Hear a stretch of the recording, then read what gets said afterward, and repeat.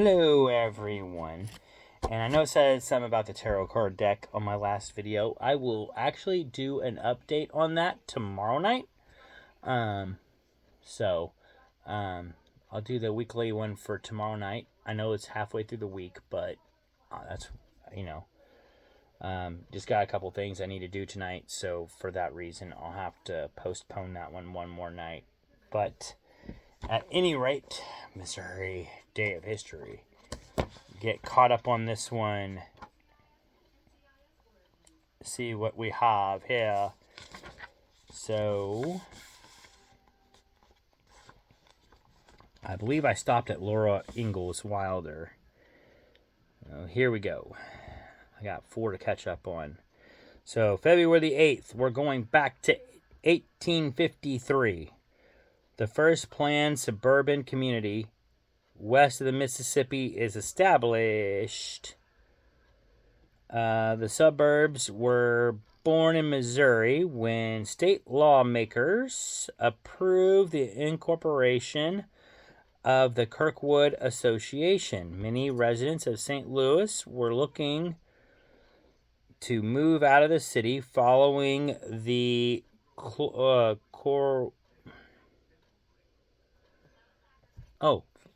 cholera outbreak and the Great Fire of 1849. I did not know that there was a Great Fire of 1849. I'm going to go back and look. I knew cholera. Cholera was a big outbreak, though, throughout the entire United States at one time. So that's not too surprising there. But I did not know about the Great Fire of 1849. I'll have to look that up.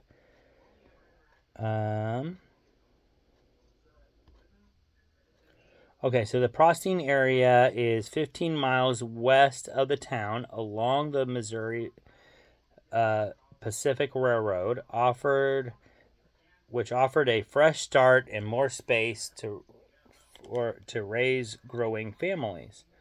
Okay, so very interesting. So in 1853, they more or less made some more suburbs for people to go out and live, get out of the city. So, very cool, very cool. And then something else side note here, TV station side note for the 8th of February. This goes to 1947. The first television station begins broadcasting in St. Louis.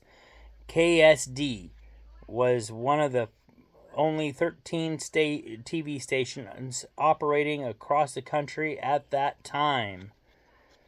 And I do remember a KSD. So, I've heard of it anyway. I have heard of it. That is interesting. All right, now, on to February the 9th. We go back to 1844, so we're going back a little bit further. Missouri's governor commits suicide after breakfast. Interesting. I did not know that one of our governors committed suicide. It says here, Governor Thomas Reynolds, age 47, had the outward experience of an up-and-coming so basically he was an up-and-coming politician. He was native to Kentucky and served in the Illinois legislature as a Chief Justice of the Illinois Supreme Court before moving to Fayette, Missouri. Then he served as Speaker of the Missouri House. He won the Missouri's governor's office in 1840. And was to all the appearances successful. But he had poor mental health, and it took its toll. Along with constant criticism of an elected office. Shut himself...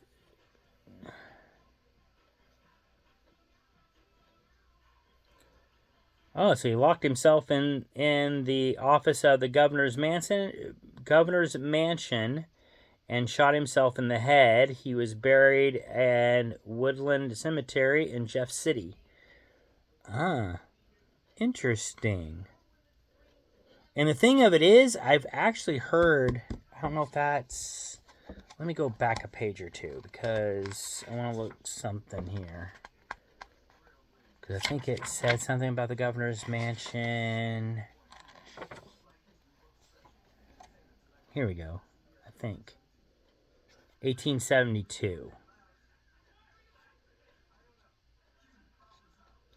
The newly completed governor's mansion, 1872.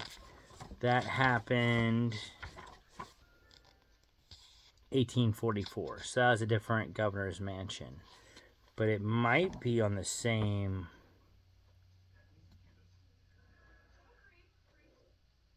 I don't know if it's on the same land, maybe? Maybe not. Because I've heard something in that town might have been haunted by a governor. But I might be wrong. I might be wrong on that. But still, that's one hell of a way to go. I had no idea that one of our governors committed suicide.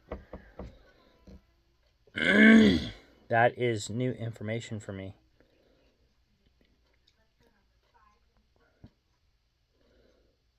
Because I have heard that the governor's mansion, I heard some people tell me that there is, some people felt like it was haunted or there might be a haunted story there, but I don't know. Like I said, those are just rumors.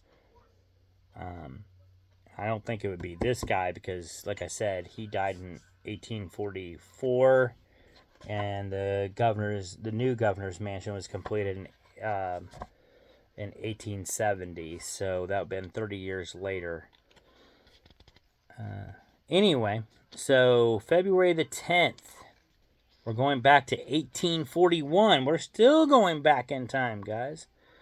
Julia Soulard begins giving land to the city of St. Louis for the use of a public market. Well, we're staying right around. We went to Jeff City. Now we're going back to St. Louis. The oldest public market west of the Mississippi dates to the late 1700s when Antoine, I want to say, Soulard married Julia Sear. Sear, at least I'm hoping that's Sear. Sear's father was given a massive plot of land by Spain, and he would turn and give it to his son-in-law. The plot included the area where the market was held. The Louisiana Purchase in 1803 put the ownership of the plot into question. Only 3 decades long legal dispute was Julia recognized as the ownership of the land, her husband having died in the meantime. However, in 1841, Julia donated 2 city blocks of land to the city with a provision that it would be home to the farmers market, which remains today as the Soulard Market. Okay, so now we know that part of the story. I did not know all of that, but I don't really know a whole lot about St. Louis, to be honest.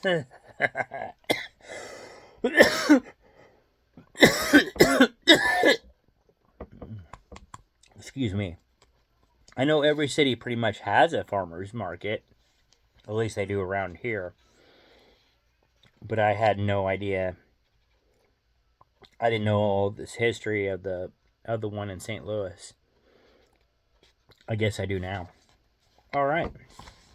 And then the last one we got, February 11th, which should get me all caught up. we're going back to, well, we're not going back quite as far, but we're still going back to the 1800s. We're going to 1856. Now we're coming back up a little bit.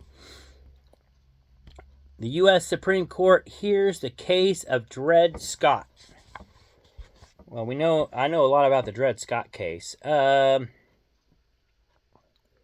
landmark case had multiple ties to Missouri. Dred Scott was the property of the Peter Blow family in St. Louis in 1830.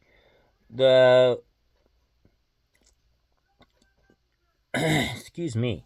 The Blows later sold Scott to Dr. John Emerson, a military doctor at Jefferson Barracks. Dr. Emerson later moved with Scott to Illinois and then to Wisconsin, where slavery had been outlawed. In 1846, after Emerson's family moved back to St. Louis, Dred Scott sued for his freedom on the grounds that he had lived in free territory. The case of Dred Scott versus Sanford was the first heard at the old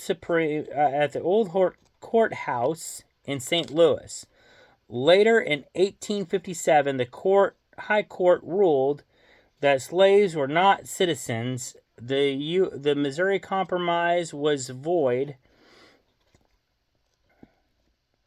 and African Americans were not entitled to citizenship, moving the country further towards civil war.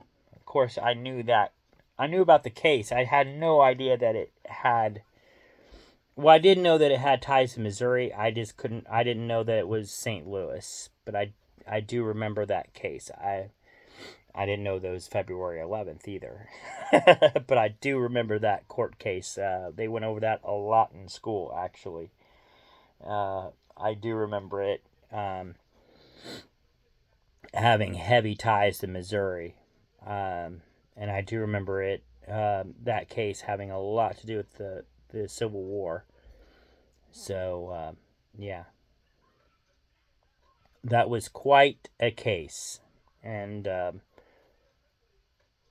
I think at that time, too, if I'm not mistaken, which they don't really talk about here, but it was really, at that time, it was even unheard of that a slave would take his former owner to law court or try to sue them or anything for that matter. Because again, slaves are considered property. They didn't get to do that. So, but yeah, very interesting case. And of course, I'm glad things have changed now. I'm glad we don't have slavery anymore and all that stuff has ended. So, but definitely something to remember for Black History Month. So, that definitely ties in well with Black History Month. But anyway, that is all. Oh, wait a minute. Before I leave, we got a picture. There is a newspaper clipping, I think, or illustration. But anyway, of the Dred Scott case. So, there is that. And that, my friends, is all I got for you for the Missouri Day of History. So now I am all caught up. Got me feeling it. Caught up. But, yeah. So that is all I got for y'all for tonight. And I will see you all later. Bye for now.